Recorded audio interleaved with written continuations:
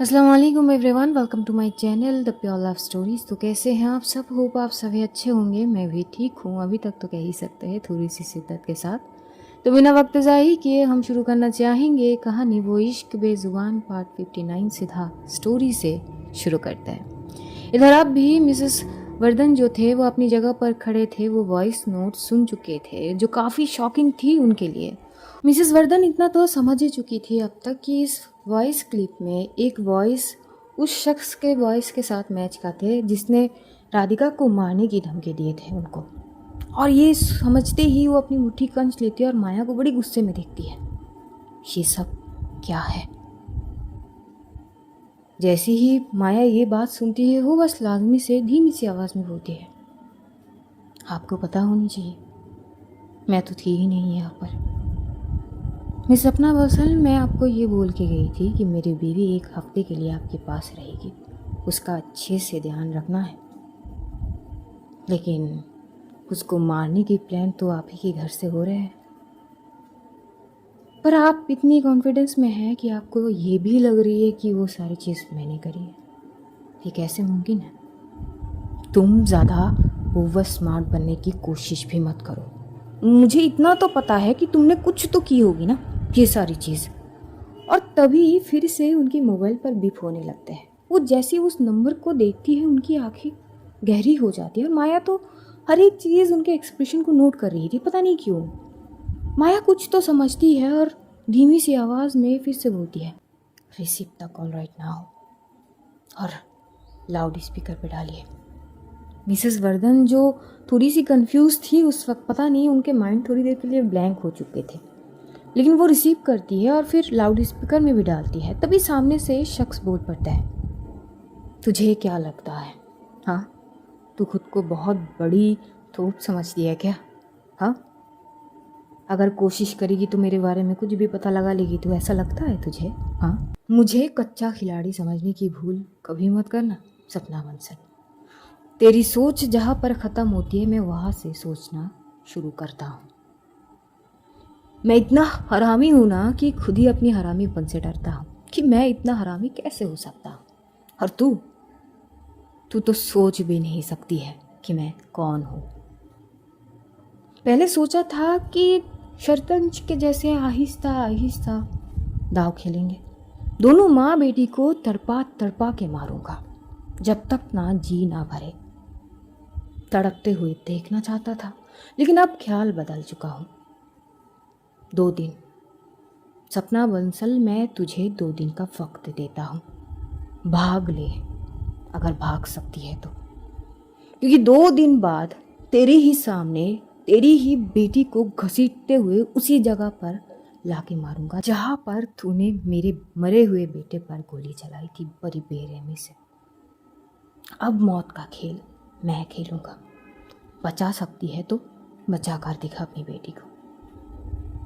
यही बोलते हुए कॉल डिस्कनेक्ट हो जाता है। भाई साहब, मिसेस वर्धन की आंखों में मानो खून उतर आई है। माया जो अब भी सामने की ओर एकटक देख रही थी। तभी मिसेस वर्धन माया की ओर देखते हुए बोलती है, अगर ये तुम्हारी कोई भी प्लान का हिस्सा हुई और राधिका को एक आज भी आई तो माया मल्होत्रा याद रखना, मैं सपना बंसल अपनी बेटी की कसम खा के कह रही हूँ, अब तो बस एक गोली चलाई थी जो तुम्हारे शोल्डर पे लगी है। अगर मेरी बेटी की ऊपर एक आज भी आई तो 6 के 6 गोली सीधा तुम्हारे सीने में उतारूंगी, याद रखना। यही बोलते हुए वो वहाँ से पलट के चले जाने लगते हैं। राधिका भी फ्रेश होके बस वॉशरूम से निकली थी। वो बस जैसे ही आई इस साइड पे, बस देखी कि कमरे से कोई बाहर जा रहे हैं, बस हल्की सी झलक देखी थी। एग्जैक्टली कौन थी वो प्रॉपर समझ नहीं पाई, लेकिन मानो राधिका को एक क्षण के लिए सच में लगी कि जैसे कि अभी अभी उसने अपनी माँ को देखी है जाते हुए। ये वहम थी या क्या? बस यही सोचकर वो अब कमरे से बाहर की ओर जाने लगती है कि तभी माया की धीमी सी आवाज़ उसके कदम को रोक देती है। कहाँ जा रही हो? तभी राधिका पलटती है। पलटकर वो देखती है माया की ओर। थोड़ी सी ऐसे लग रही थी कि वो कुछ तो सोच रही है। राधिका आती है माया के पास और बोलती है कि मुझे ऐसा क्यों लगी कि आप अभी अभी मिस सपना बंसल थी, जैसे कि मैं अभी उनको देखी हूँ जाते हुए। माया थोड़ी सी चुप हो जाती है, वो कुछ नहीं बोलती है। तभी राधिका फिर से जाने ही लगती है कि माया बोलती है कि रुको। राधिका माया की ओर देखती है। हाँ, कुछ चाहिए आपको? हाँ। उस वक्त जो राधिका ने ड्रेस पहनी थी, मैरून कलर की सलवार कमीज, उसके और बाल भीगे हुए थे, बंदी इतनी खूबसूरत लग रही थी। हाय, माया कुछ क्षण के लिए बस उसकी ओर देखती है और राधिका बस माया की ओर देख रही थी कि माया पता नहीं आगे क्या बोलेगी। वो फिर बोलती है, क्या क्या आपको कुछ कुछ चाहिए? आपको बोलिए, मैं सुन रही हूँ।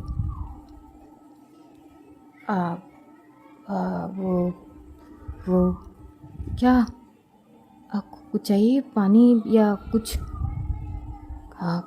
कम come close.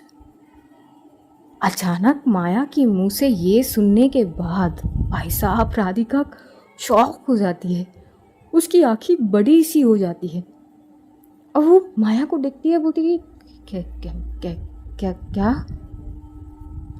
I said come close. अचानक मानो राधिका को एक बिजली की झटकी सी लगी। आंखें बड़े थे और पता नहीं कितनी रफ्तार के साथ उसकी दिल जो अचानक धड़कना स्टार्ट कर चुकी थी। उसके पेट में ऐसे लग रहे थे कि बटरफ्लाई उड़ रहे हैं। बड़ी अजीब सी सिचुएशन थी। वहाँ पे मुट्ठी कंची हुई खड़ी थी और बस एक टक माया को घुरे जा रही थी। आगे माया फिर बोलती है, Mrs Malhotra, I just said come close. वो तुम्हें कुछ चाहिए क्या? आई मीन पानी या कुछ? I said come close. अब इतनी बार लगातार वो बोली जा रही थी। राधिका पूरी माइंड ब्लैंक हो चुकी थी कि हो क्या रही है उसके साथ। तो वो पता नहीं थोड़ी धीरे धीरे वो माया की करीब आती है और जैसे ही माया के करीब आती है, आई मीन वो उसके राइट हैंड के उस तरफ नहीं थी, लेफ्ट हैंड के उस साइड पे थी। तो माया आंखों से इशारा करती है जैसे कि इस तरफ नहीं, वो उस तरफ आने के लिए कह रहे हो। राधिका उसकी ओर बड़ी अब कंफ्यूज नज़रों से देख रही थी, लेकिन फिर भी वो धीरे धीरे चलती हुई उसकी दूसरी तरफ जाती है, जहाँ पर माया की राइट हैंड बिल्कुल फ्री थी। वो थोड़ी थोड़ी हिला भी सकती थी उस हाथ को, बस लेफ्ट हैंड को ज़्यादा वो हिला नहीं सकती थी। इधर जैसे ही राधिका उस साइड पे जाती है और बोलती कि हाँ कुछ चाहिए? Sit down. क्या? Sit down. राधिका फटाक से बैठती है। मन ही मन सोच रही थी कि ये करने क्या वाली है, मतलब मुझे इतनी अजीब सी क्यों लग रही है? बस बैठने के लिए ही बोल रही है या पता नहीं। और ये दिल शांत हो जाओ यार। Radhika calm down. खुद को ही समझा रही थी वो कि जैसी वो बैठती है तभी माया अपनी हाथ को ऊपर करती है। राधिका थोड़ी सी घबराहट में बोलती है, क्या कर रहे हैं आप ऐसे हिला नहीं सकते हाथ को। बट मेरी ये हाथ ठीक है, आई कैन मूव इजीली। अब तो अच्छा ठीक है, पर चाहिए क्या आपको? कुछ चाहिए? तभी जो माया है वो बस इतना बोलती है, टर्न माय साइड। अब राधिका कुछ नहीं बोलती, वो बस माया को बड़ी घूर के देख रही थी।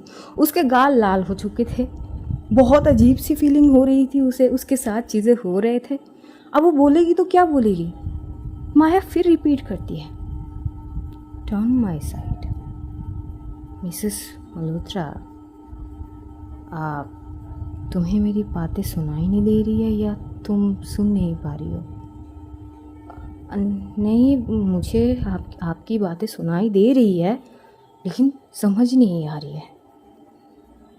ओके, देन मैं समझाती, टर्न माई साइड। अब थोड़ी सी वो घूमते हुए माया की तरफ टर्न होती है। माया तो उसका सर जो है पिलो पे थी। अब वो वैसे ही राधिका को बड़ी इजीली देख सकती थी, ऐसे टर्न लेती है वो इतना, और करीब भी थी। अभी मानो कि माया को फिर भी कुछ कमी लगी हो, वो उसकी हाथ के ऊपर अपनी हाथ रखती है। वैसे तो राधिका की हालत पहले से ख़राब थे, ऐसे वो बार बार बोल रही थी कि कम क्लोज, तो उसकी हालत तो तभी से ख़राब हो रहे थे। अब धीरे धीरे दिल जो धड़कना जो उसके आपे से बाहर थे, जो वो शांत करा नहीं पा रही थी, तभी वो बोलती है कि कम क्लोज टू मी। तो भी राधिका थोड़ी सी खांसते बोलती कि आपको वैसे चाहिए क्या, ज़रा ये बता दीजिए आप। नहीं मैं मतलब मैं तुम्हारे हिसाब से इस साइड आई, बेड पे बैठी, बट फिर मुझे टर्न होने के लिए बोली। आप और कितना करीब आऊँ मैं? देखो माया, तुम मेरी फीलिंग्स को समझो। अब वो अभी वो कुछ बोल के भी नहीं बोलती है। तभी जो माया है उसकी जो हाथ पकड़ी हुई थी राइट हैंड से, वो थोड़ी सी खींचती है अपनी ओर, और जैसी खींचती है राधिका समझती है कि शायद करीब जाने के लिए बोल रही है, तो करीब तो जानी पड़ेगी ना। तो धीरे धीरे वो झुकने लगती है, और जैसे वो थोड़ी सी झुकती है ना, उसके पूरे भीगे बाल जो सीधा माया की नेक के साइड पे आके गिरते हैं। थोड़ी सी ठंड जैसी फील तो हो रही थी माया को।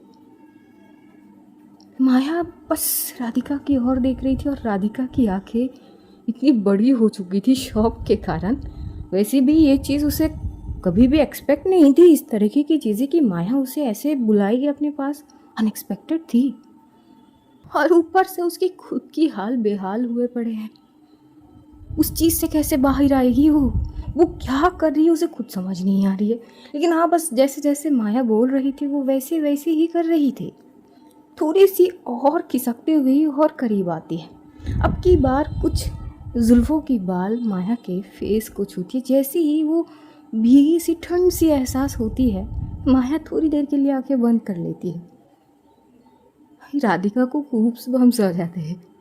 मन ही मन बोलती है क्या क्या क्या चाह क्या रही है ये, मेरी तो पहले से यही हालत है।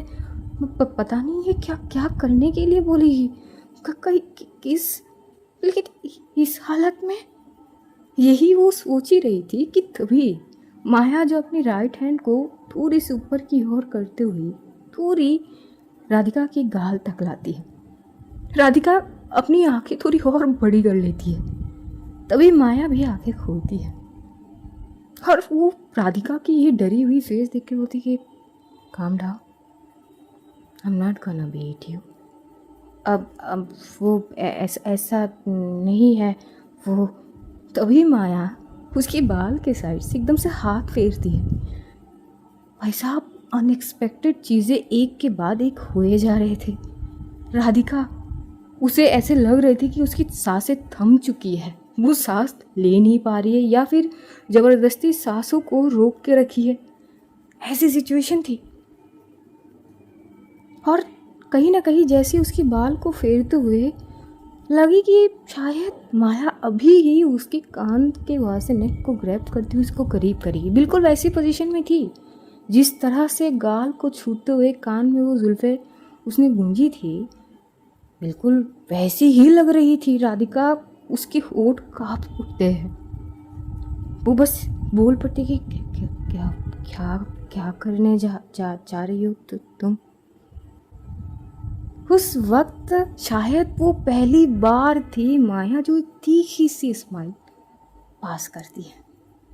हाय, शायद वो पल ये थी कि राधिका फिर से इस मुस्कुराहट पे गिर चुकी थी। उसकी आंखें चमक जाती है, वो पॉज सी हो जाती है। ऐसा होता है ना, कोई अगर बहुत ज़्यादा खूबसूरत चीज़ हमारे सामने आ जाए अचानक से, या कोई व्यू हो, तो हम मंत्रमुग्ध होके बस देखते रहते हैं, आंखों से निहारते हैं। बिल्कुल राधिका के साथ भी वैसी ही हो रही थी। वो बस उसकी आंखों में खो चुकी थी, उसकी मुस्कुराहट पर जो होठों के कोने पे छोटू सा थी, पर जो भी थी इतनी अट्रैक्टिव थी कि वो बस पॉज थी।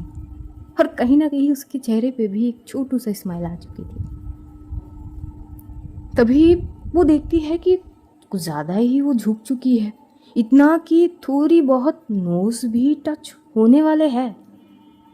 और शायद आगे वो यही समझती है कि शायद माया किस करना चाहती है, लेकिन उससे पहले वो आंखें बंद कर लेती है। इतनी लाल हो चुकी थी उसके कान और उसके गाल, जिसे देखते हुए माया एक बार फिर एक छोटा सा स्माइल पास करते हुए धीमी सी आवाज़ में बोलती है, आप वो ये लेनी थी।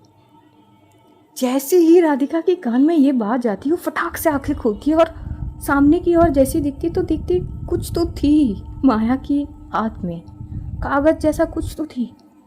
वो घूरने लगती है और बोलती कि क्या आप ये तुम्हारे आप बालों में थे तो अच्छे नहीं लग रहे थे तो निकलना ज़रूरी थी। भाई साहब, उसके सारे अरमानों पे मानो माया एक ही क्षण में पानी फेर दी। वो अपनी मुट्ठी कंच लेती है और फटाक से पीछे होती है और बोलती कि are you serious? What? Did I do something wrong? तभी राधिका एकदम से उठ के खड़ी हो जाती है और दूर चली जाती है थोड़ी सी, बस घूरते हुए माया को देखती है अपनी तीखी नजरों से। माया फिर पूछती है, क्या हुआ? Did I do something wrong? नहीं, आप भला कैसे कुछ गलत कर सकता है? नहीं, ठीक है, कागज थे ना मेरे बालों पे, तो वो लेना ज़्यादा ज़रूरी थी। हाँ, जैसे कि मैं तो अंधी हूँ ना, वो मैं अपनी हाथों से वो नहीं ले सकती थी।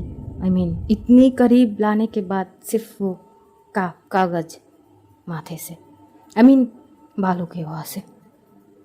ओह अच्छा, तो मुझे बस इंस्ट्रक्शन देने थे कि कहाँ पर है। नहीं, ठीक ही है। उसके बाद राधिका जाके काउच में एकदम से बैठ जाती है आराम से। माया के चेहरे पर एक तीखी सी स्माइल तो थी। राधिका अपनी फ़ोन लेके बैठ जाती है। अब तक जो उसको लगी थी कि उसकी मम्मी को शायद उसने देखी थी, वो बात चली गई थी उसके दिमाग में, और बस एक गुस्से वाली लुक वो माया की तरफ देती है, लेकिन कोई रिस्पॉन्स नहीं करती है, ना ही कुछ बोलती है, बस फ़ोन की ओर देख रही थी। बहुत सारे टेक्सेस आ चुके थे, इधर ज़ारा की तरफ से, इकबाल की तरफ से, कहीं ना कहीं अक्षु से।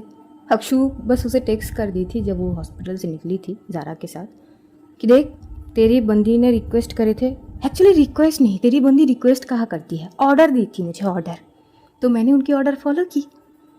कपड़े देने थे, तू सो रही थी तो मुझे उठानी नहीं थी, और हाँ, उठाने के लिए भी तेरी बंदी ने मना करी थी, तो बस वो रख के हम चले आए। अब इसका जवाब राधिका देती है, हाँ तो ठीक है, तू इतने गुस्से में बोलने की क्या ज़रूरत है? नहीं, गुस्सा तो मैं हो ही नहीं सकती, मतलब मुझे तो हक ही नहीं है ना गुस्सा होने की। मतलब सारे लोग आके मुझे ही बजाते जाओ, मैं कोई ढोल हूँ क्या? इधर राधिका अक्षु को वॉइस टेक्स्ट भेजती है, तू पागल हो गई है क्या? हाँ, ठीक से सोई नहीं क्या? ये क्या बोल रही है? ढोल है, कोई भी आके बजा रहे, मतलब क्या है ये सब? कहाँ की गुस्सा कहाँ उतर रही है? भाई साहब, उसके बाद अक्षु भी उसको जवाब देती है वॉइस टेक्स्ट के साथ, वो क्या है ना राधिका मैडम जी, हम ना पागल हो गए हैं, और पागलों की बातों पर ऐसे ध्यान नहीं देने होते हैं, नहीं पता है क्या आपको? राधिका बोलती कि हाँ, अब सच में लग रही कि तू पागल हो गई है, चल पागलपंती कंटिन्यू कर। हाँ तो और नहीं तो क्या? हाँ, गई वहाँ पर थोड़ी देर के लिए बैठने भी नहीं दी तेरी बंदी ने, बोल दिया कि बस चले जाओ, तो हम चले आए। अरे ऐसे थोड़ी ना करते, थोड़ी देर बैठ जाता, अगर तू उठ जाती उस वक्त तो तुझसे बातचीत कर लेती, बस। हमें थोड़ी ना रात को रुकने थे वहाँ पर, कोई शौक तो थे नहीं वैसे भी। हाँ ठीक है, अब शांत हो जा, चल, वैसे भी मैं बिजी हूँ, बाद में बात करूँगी। ये वॉइस टेक्स्ट में ही बात हो रहे थे अक्षु और राधिका के बीच। राधिका माया को घूरने लगती है, तभी माया बोलती है कि you want to say something? नहीं, I don't want to say something, आप आराम कीजिए। या श्योर, और वही होती है राधिका को जो गुस्सा आने लगती है ना, वो बस गुस्से वाली एक लुक पास करती है। और तभी वहाँ पे एक नर्स आता है। नर्स के साथ कुछ चीज़ें थे, खाने वगैरह की चीज़ें जो ढके हुए थे। राधिका थोड़ी देखने लगती कि ये क्या है। आप एक्चुअली वो इस वक्त मैम को कुछ खाने की ज़रूरत है, उसके बाद मेडिसिन भी है तो, और खाने में बस लिक्विड सा कुछ जैसे कि सूप वगैरह ही खा सकता है फ़िलहाल, ज़्यादा भारी खाना नहीं खा सकता है। हाँ वो मुझे पता है। लीजिए मैम, आप खिला दीजिए और उसके बाद ये 2 मेडिसिन है, बस ये देनी है। ठीक है, आप जा सकती है, मैं खिला दूँगी। Sure ma'am. और उसके बाद वो नर्स वहाँ से चली जाती है। राधिका उठती है, वो ट्रे को माया की तरफ लाती है। वो बेड जो है वो कुछ ऑटो सिस्टम थे, तो थोड़ा सा एक स्विच ऑन करती है तो बेड थोड़ी सी ऊपर की ओर ऑटोमेटिकली उठ जाती है, जिससे माया थोड़ी सी ऐसे होता है ना, आधे लेटे हुए आधे बैठे हुए, बिल्कुल वैसी ही पोजीशन में थी। इधर राधिका उसके पास जाके बैठती है, बैठ के, और वो सूप अपने हाथ में लेती है। गर्म थी काफ़ी। धीमी सी आवाज़ में बोलती है, ये तो काफ़ी गर्म है, अच्छा मैं ठंडा करके पिलाती हूँ। और वैसे ही वो सूप को वैसे स्पून में लेकर हल्की हल्की सी फूंक देते हुए वो माया की ओर बढ़ाती अपने हाथ को। माया भी बड़ी चुप से वो सूप पी रही थी। आगे राधिका बस इतनी सी पूछती है, ज़्यादा गर्म तो नहीं है ना? ठीक है ये। माया बस एक ही जवाब देती है, इट्स फाइन। और उसके बाद राधिका बस उसे सूप पिलाने में ध्यान देती है, बड़ी सावधानी से, ये ध्यान में रखते हुए कि ज़्यादा गर्म वो दे ना दे माया को, बेचारी की होठ ना जल जाए, इस चीज़ पे वो ज़्यादा ध्यान दे रही थी। हर बार देने से पहले एक थोड़ी सी फूंक देती है, थोड़ा सा ठंडा करके फिर देती है। और जब वो स्पून को अपनी होठ के करीब लेके हल्की सी फूंक देती ना, उस वक्त राधिका इतना अट्रैक्टिव लग रही थी। माया बस एक टक राधिका को देख रही थी। अब उसके जो खुले बाल थे, जो अब तक तो थोड़े थोड़े भीगे हुए थे लेकिन अब थोड़े थोड़े सूख चुके थे, और जुल्फे लहरा रहे थे। वो एक मोमेंट थे, ऐसे कई बार होती है, सूप पिलाते हुए दोनों की नज़रें एक दूसरे से टकरा रहे थे। और जब जब नज़र टकराते हैं तब तब हमारी जो राधिका जी है वो जल्दी से नज़र को फेर लेती है, दूसरी तरफ कर लेती है। अब बेचारी की अरमानों में जिस तरह से माया ने पानी फेरी है, उसके बाद वो मोमेंट पे फिर जाना, वो सारी चीज़ें सोचना शायद राधिका नहीं चाहती थी। तो बस हर बार जैसे ही आंखें मिलने लगते हैं, दोनों के नज़रें टकराने लगते हैं, तभी राधिका हर बार नज़र को इधर उधर कर लेती है और देखते देखते कुछ हद तक वो पिला देती है। बस थोड़ा सा बाकी थी तो वो भी वो हर थोड़ी देर में उसे एक एक स्पून दे रही थी। लेकिन अचानक उसकी आंखें थम सी गई थी। माया जो अब तक तो बड़ी नॉर्मल तरीके से सूप पी रही थी, लेकिन अचानक जैसे ही वो सूप लेती है मुंह में, वो पीती है और उसके बाद अपनी टंग को थोड़ी सी बाहर करके, बस थोड़ी सी ही, लोअर लिप को लिक करते हुए आहिस्ता से टंग को अंदर ले लेती है। और वो जिस तरह से अपनी टंग से लोअर लिप को छू रही थी ना, जिसे देखते हुए राधिका की आंखें मानो वहीं पे थम सी गई। अब बंदी की होठ जो है काफ़ी अट्रैक्टिव और खूबसूरत भी, तो नज़र कैसे न जाए। कुछ देर तक तो वो वही देख रही थी, वो डिस्ट्रैक्ट हो रही थी। माया यही चीज़ लगभग 3-4 बार करती है। एक समय ऐसे आती है कि वो लिक करते हुए हल्की सी मानो अपनी ही लोअर लिप को बाइट जैसा ही जैसी करती है, राधिका थोड़ी घूरते हुए बोलती है, कर क्या रही है आप? माया उसकी ओर देखते हुए बोलती है कि व्हाट, आप कुछ नहीं। और वो फिर से उसे सूप देने लगती है। फिर से वो 2 स्पून सूप जैसे उसे देती है। 2 स्पून पीने के बाद माया फिर से वही चीज़ करती है, बस लाजमी से अपनी लोअर लिप को हल्की सी लिक करती है। ऐसे होते हैं ना, कभी स्पून में लग जाते हैं, थोड़ी सी जैसे ही हमें लगता है कि शायद होठ में लगी तो हम लिक कर लेते हैं, बिल्कुल वैसे ही। और अब की बार भी राधिका बस एक टक उसकी होठों की ओर देख रही थी। तभी माया नॉर्मली पूछती है, यू वांट? जैसी ही माया ये पूछती है, राधिका की आंखें बड़ी हो जाती है और वो बोलती कि क्या क्या? You want it? क्या क्या क्या क्या मतलब? I mean soup. तुम्हें सूप चाहिए तो तुम पी सकती हो। राधिका फिर से चुप हो जाती है। कुछ हद तक सूप अब भी बाकी थी। वो बोलती कि बस बहुत हुई, अब ये जितनी है वो पीने की ज़रूरत नहीं है, बहुत पी लिया आपने, ये दवाई लीजिए। और उसके बाद वो दवाई देके वहाँ से वो सारी चीज़ को हटाकर, क्योंकि उसके लिए भी खाना थे वहाँ पर मौजूद, तो वो काउच के साइड पे बैठ जाती है और वो अपना खाना खाती है। इधर माया दूसरी तरफ फेस करी हुई थी और वो पता नहीं वो हंस रही थी कि क्या थी। अब राधिका वहाँ से बैठती हुई माया की फेस तो नहीं देख रही थी, लेकिन उसे थोड़ी थोड़ी गुस्सा भी आ रही थी। मन ही मन सोच रही थी कि ये जानबूझ के कर रही है या पता नहीं मैं ही पागल हो गई हूँ, मुझे ऐसे ऐसे ख्याल है पता नहीं क्यों आ रही है अचानक। राधिका फोकस्ड, उनकी तबीयत ठीक नहीं है जी, मैं ऐसे कैसे सोच सकती हूँ, वो खुद को ही समझाती है। तो इधर दूसरी तरफ मिसेस वर्धन जो बड़ी गुस्से में निकलकर सीधा घर की तरफ रवाना हो चुके थे। वो कार में थे। बड़ी स्पीडी से वो कार भागते हुए बंसल पैलेस की ओर जा ही रहे थे। रास्ते में वो अपने भाई केशव बंसल को कॉल करती है। मैं घर की तरफ जा रही हूँ, आप कहाँ पर है? मैं भी घर के लिए निकल चुका हूँ। ठीक है। और तभी जैसे वो कॉल डिस्कनेक्ट करते हैं, वहाँ पर राधिका के पापा के कॉल आते हैं। कहीं ना कहीं वो जानते हैं कि इस वक्त राधिका की मम्मी की हालत शायद ठीक नहीं है। वो कॉल करके ही पूछते हैं, जैसे ही रिसीव होता है, तुम ठीक हो? हाँ मैं ठीक हूँ। तुम अभी भी ऑफिस में ही हो?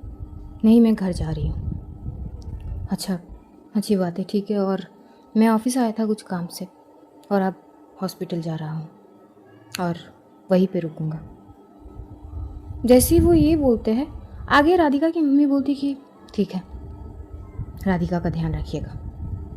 और यही बोलते हुए वो कुछ बोलने से पहले कट कर देते कॉल। राधिका के पापा शायद कुछ बोलने वाले थे। जैसे ही देखते हैं कि कॉल डिस्कनेक्ट हो चुके थे, वो फ़ोन की ओर देखते बोलते कि दोनों माँ बेटी एक ही जैसी है, पूरी बात किसी को सुननी नहीं है, बस मुंह के पल्ले से फ़ोन डिस्कनेक्ट कर देना है। क्या करूँ मैं? और फिर वो हॉस्पिटल की ओर बढ़ते हैं। इधर देखते देखते अब लगभग रात के 8:30 बज चुके थे। इधर मिसेस वर्धन अपने घर पहुंचते हैं और जैसे वो एंटर करती है, देखती है वहाँ पे पहले से उनके भाई आ चुके थे। 5 मिनट पहले ही वो आ चुके थे और उनके पापा जी उनसे बात कर रहे थे। जैसे ही राधिका के नाना जी राधिका की मम्मी को देखते हैं, बोलते कि आओ, केशव बोल रहा था कि तुम्हें मुझसे बात करने है। हाँ, कुछ बात करने हैं पापा। वो आते हैं और सामने बैठते हैं। केशव बंसल भी थोड़े सोचने लगते हैं कि अब पता नहीं दी क्या बोलेंगे। तभी राधिका की मम्मी बोल पड़ती है, आपने सारे प्रॉपर्टी राधिका के नाम कब किया? और ये बात क्या किसी को पता भी है? आपने बिल कब चेंज किया? तभी राधिका के जो नाना जी थे वो थोड़े शॉक हो जाते हैं। इधर केशव बंसल भी थोड़े शॉक हो जाते हैं। क्या मतलब, तुम्हें नहीं पता थे? तभी उनके भाई बोलते कि नहीं, मुझे नहीं पता थे। पापा, क्या आपने, क्यों तुम्हें नहीं पता? तुमसे नहीं पूछा था मैं? तभी उनके भाई थोड़े से चुप हो जाते हैं। इधर राधिका की मम्मी बड़ी गुस्से में अपने भाई की ओर देखती है। तुम्हें पता थे, हाँ या नहीं? दी, वो पापा ने एक बार पूछा तो था, लेकिन वो कर लिया है वो बात मुझे नहीं पता थे। तो ये सच है, बंसल ग्रुप ऑफ इंडस्ट्रीज़ के जितनी भी जायदाद है, जितनी भी सारे प्रॉपर्टीज़ है, बिजनेस है, सब कुछ राधिका के नाम। Am I right पापा? हाँ, ये सच है। तभी मानो कि मिसेस वर्धन के दिमाग में कुछ तो पिंच करी है। वो अपनी मुट्ठी कंजती हुई अपने पापा की ओर देखते बोलती कि पापा, इस बारे में किस किस को पता है? मुझे नहीं पता है, केशव को पूरा सच नहीं पता है, तो ये ना के बराबर है। हम में से कोई इस बारे में जानते तक नहीं है सिवाय आपके। लेकिन सवाल है कि आपके अलावा ये बात और किस किस को पता है? वकील और तुम्हारी माँ। पापा आप श्योर हो कि आप तीनों के अलावा और कोई नहीं जानते इस बात को? लेकिन सवाल ये है कि तुम अचानक ये सवाल कर क्यों रही हो? ये जायदाद वगैरह जो भी सारी चीज़ बदले गए थे ये तो बहुत साल पहले, तुम्हारी माँ के जाने से पहले। तुम्हारी माँ की इच्छा थी ये बात तो मैंने तुम्हें तक नहीं बताई थी, तो तुमको कैसे पता चले? मिसेस वर्धन इतना तो समझ जाते ही कि कोई तो है जो सारे चीज़ को जानते हुए भी अनजान बन रहे हैं। कौन हो सकता है ये इंसान? अब ढूंढना ज़रूरी है, लेकिन कैसे? सवाल वो थे। वो बस इतना बोलती कि क्यों पापा, आखिर क्यों? तुम्हारी माँ की इच्छा थी। तुम्हारी जाने के बाद तुम्हारी माँ को तुम्हारी याद सताते थे। हर दिन रोती थी, हर वक्त। बहुत बहस हुए, बहुत आर्गुमेंट हुए, लेकिन मैं अपने पर था और कहीं ना कहीं तुम अपने पर। हम दोनों के ये सारी चीज़ों में तुम्हारी माँ पीसती गई, लेकिन वो सारी चीज़ें एक ही पल में मिट गई जब तुम्हारी माँ को पता चली कि तुम्हारी बेटी हुई है। उस दिन शायद सबसे ज़्यादा खुशी की दिन थी तुम्हारी माँ के लिए। बहुत खुश थी वो, और उसी दिन आके वो मुझसे कुछ पहली बार मांगी थी और मैं ना नहीं कर पाया। इसके लिए मैं पूछा था तुम्हारे भाई से। उसने कहा कि जायदाद में उसको कोई दिलचस्पी है नहीं। मैंने ये कहा कि बाहर की कंट्री में हमारी जितनी भी प्रॉपर्टीज़ वगैरह है वो सारी चीज़ उसके हिस्से में आ जाएंगे, लेकिन यहाँ पे जितनी भी सारी चीज़ है वो तुम्हारे नाम पे थे, लेकिन तुम्हारी माँ चाहती थी वो तुम्हारी बेटी के नाम पे करे जाए। तो मैंने उसकी बात मान ली। पहली बार उसने कुछ मांगा था, कैसे ना देता। कहीं ना कहीं वो थोड़ी सी ही भावुक हो जाती है और वो कुछ नहीं बोलती है। वो वहाँ से बस अपने कमरे में चली जाती है। इधर देखते देखते 9 बज चुके थे। इधर हॉस्पिटल में राधिका के पापा पहुँच चुके थे।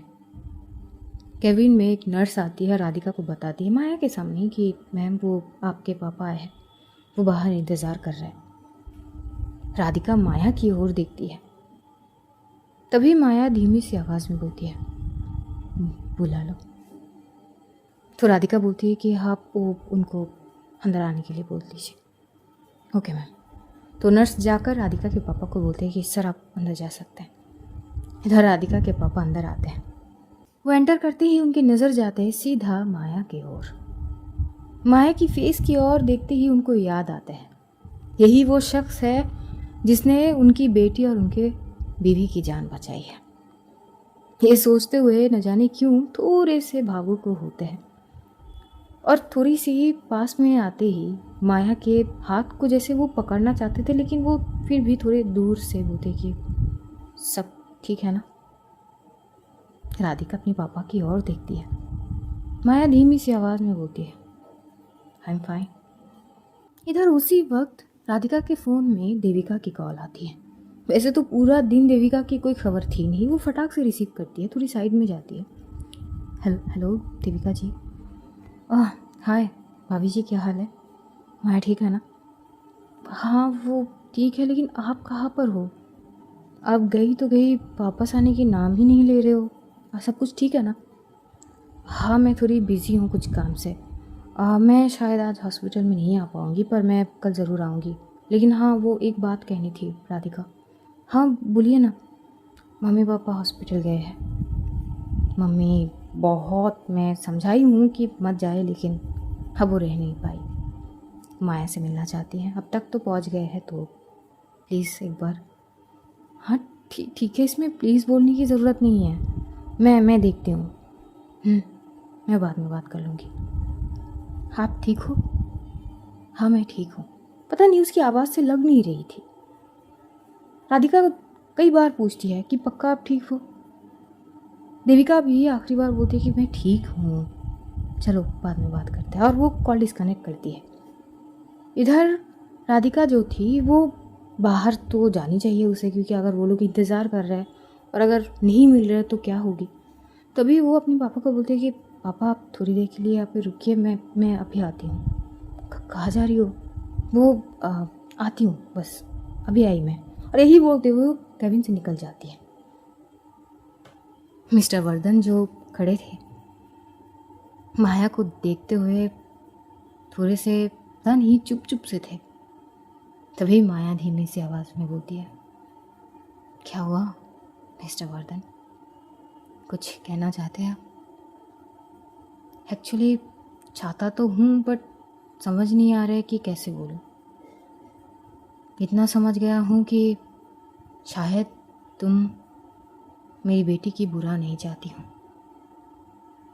जिस तरह तुमने उसे बचाई और उसकी माँ को बचाई, उसके बाद मेरे पास और कुछ है नहीं। मुझे नहीं समझ आ रही कि मैं शुक्रिया कैसे बोलूँ। इसकी ज़रूरत नहीं है। I do my work, she is my wife. वो पहली बार थी जब इस तरह से माया बोलती है ना, शी इज़ माई वाइफ। उसमें इतनी कॉन्फिडेंस थी ना। राधिका के पापा थोड़े से चुप हो जाते हैं। कहीं ना कहीं अब माया की बात में दम थे और इस बात से वो इंश्योर हो जाते हैं कि माया एटलीस्ट राधिका के साथ कुछ गलत नहीं करेगी। तभी वो बोलते कि बस यही प्रे कर सकता हूँ कि जल्दी ठीक हो जाओ। आगे माया कुछ नहीं बोलती है। वो थोड़ी देर तक वहाँ पे थे कि थोड़ी देर बाद ही वहाँ राधिका देविका की मम्मी पापा को लेकर एंटर करती है।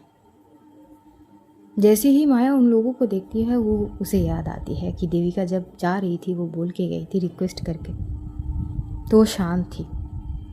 उसके पापा देविका के मम्मी पापा को देख के उनसे थोड़ी बहुत बातचीत करते हैं। वो सभी वहाँ पर थे। देविका की मम्मी माया के पास जाती है, उसके सर को सहलाने लगती है। कहीं ना कहीं वो बहुत इमोशनल थी। वो कुछ बोल नहीं रही थी, बस माया की सर को सहला रही थी। कुछ देर बाद माया बस इतना बोलती है, मत रोइए। तो वो अपने आंसू को पोंछ लेती है और राधिका से पूछती है कि डॉक्टर ने क्या कहा। लगभग यहाँ पे आधे घंटे बीत जाते हैं और उसके बाद ये लोग चले जाते हैं।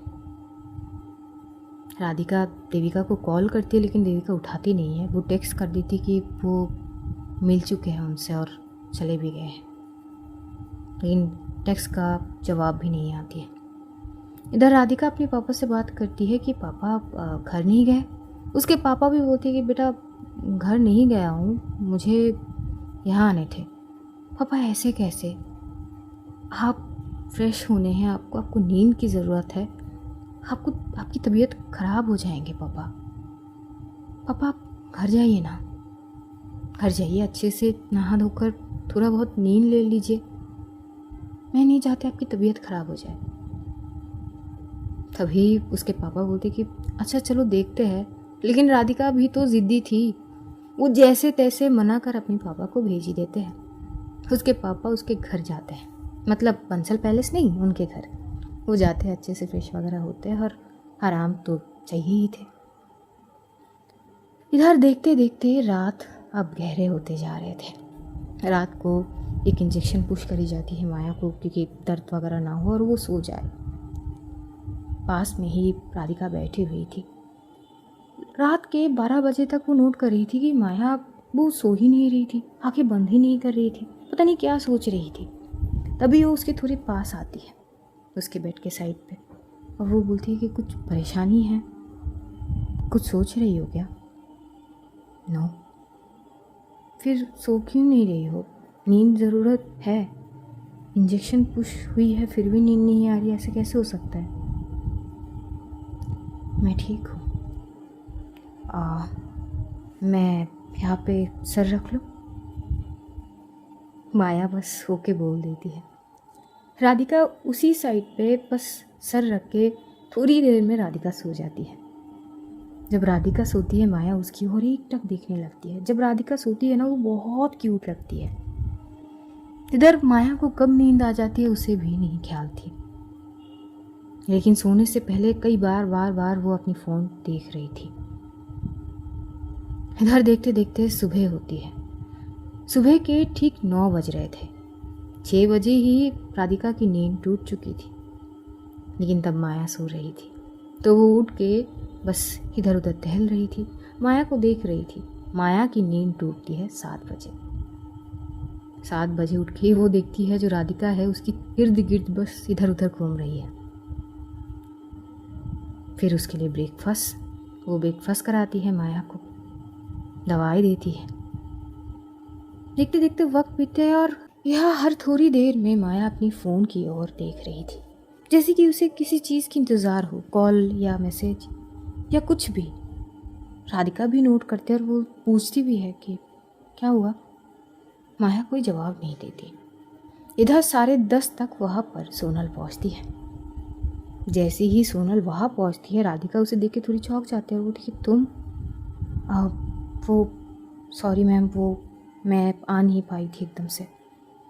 वो माया मैम बहुत सारे काम मुझे दे दिए थे, तो बस वो सारी चीज़ सॉर्ट करके मुझे आने थे, इसके अलावा कोई ऑप्शन नहीं थी।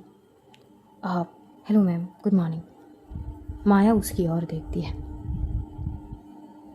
और तभी मानो कि माया को कुछ पूछनी थी, तो वो बस बोलती है कि इधर आओ। सोनल जाती है, कुछ तो पूछती है माया। सोनल बस बोलती है कि यस मैम, वो सारी चीज़ हो चुकी है। ओके। इधर सोनल राधिका से बात करना चाहती थी, बहुत सारी चीज़ों में वो कुछ पूछना चाहती थी, लेकिन कुछ पूछेगी उससे पहले ही माया बोल देती है कि उसे ऑफिस जानी चाहिए।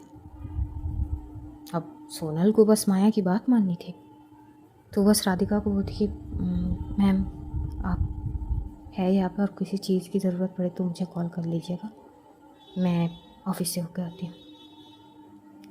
ठीक है। फिर सोनल चली जाती है वहाँ से। इधर सोनल के जाने के ठीक आधे घंटे बाद माया की मोबाइल पर एक नोटिफिकेशन आती है। शायद माया को यही चाहिए थी, इसी की इंतज़ार थी। जैसे ही वो नोटिफिकेशन देखती है, वो राधिका की ओर देखती है। राधिका अचानक माया जैसी उसकी ओर देखती है, वो पूछती कि क्या? I need to go. क्या? I need to go? क्या आई नीड टू गो? कहाँ जानी है इस हालत में? मतलब क्या बोल रही हो तुम? और तभी माया वो बेड से उठती है। वो उठकर बस इतना बोलती है कि मुझे बस चेंज करनी है। पर ऐसे कैसे? अचानक क्या हो गई? तुम ऐसे कहीं नहीं जा सकती हो, तुम्हारी सर्जरी हुई है, तुम कैसे जा सकती हो? माया। लेकिन वो हैरान हो जाती है। माया बेड से ऐसे उठती है जैसे कि उसे कुछ हुई ही ना हो। वैसे तो बैंडेज वगैरह अभी थे उसके शोल्डर पे, हाथ थोड़े से। वो बस वहाँ से वॉशरूम की ओर जाती है, वो चेंज करती है और फिर आती है तैयार होके, जैसे ही थोड़ी सी नॉर्मल सी। राधिका बोलती है कि कर क्या रही हो तुम्हारी? तभी वहाँ पे एक नर्स आते हैं और डॉक्टर के साथ। माया बस डॉक्टर की ओर देखते हुए बोलती कि फॉर्म रेडी करिए, I need discharge right now. But ma'am, I said do what I say right now. Okay ma'am, sure. Radhika बोलती कि तुम क्या करने की कोशिश कर रहे हो? ऐसे नहीं हो सकते। मिसेस मल्होत्रा, मैं ठीक हूँ। पर तुम अभी भी ठीक नहीं हुई हो। तो बोले है ना डॉक्टर ने कि थोड़ी सी भी खिंचाव होगी तो ब्लीडिंग होगी। तुम क्यों नहीं समझ रही हो? राधिका, आई एम फाइन, मुझे दर्द नहीं होते। राधिका समझ ही नहीं पा रही थी, और मानो कुछ ही मिनट बाद ही वहाँ पे उसके सारी चीज़ हो जाता है क्लियर। वो बस किसी को कॉल करती है, 2 मिनट बात होते हैं और उसके बाद वो राधिका की ओर देखते हुए बोलती है लेट्स गो। राधिका शॉक थी कि क्या? I said let's go. Radhika मानो कि खड़ी ही थी, वो समझ ही नहीं पा रही थी कि अचानक हुआ क्या है। माया उसके हाथ पकड़ती है और वहाँ से उसको लेके निकलने लगती है। और जैसी ही हॉस्पिटल से बाहर होती है तभी देखती है उसकी कार। एक्चुअली माया कार के बिना ही आ गई थी न्यूयॉर्क से, और अब सोनल उसकी कार लेके आई थी। उसकी कार वहीं पर थी। वो कार पे जैसे जाने लगती तभी राधिका बोलती कि पागल हो गई हो क्या? हाँ, इस हालत में ड्राइव कैसे कर सकती हो तुम? ये क्या हो रही है, मुझे कुछ समझ ही नहीं आ रही है। ओके फाइन, तुम्हें ड्राइव आती है? राधिका थोड़ी चुप हो जाती है। Tell me what I ask, तुम्हें ड्राइव आती है? हाँ।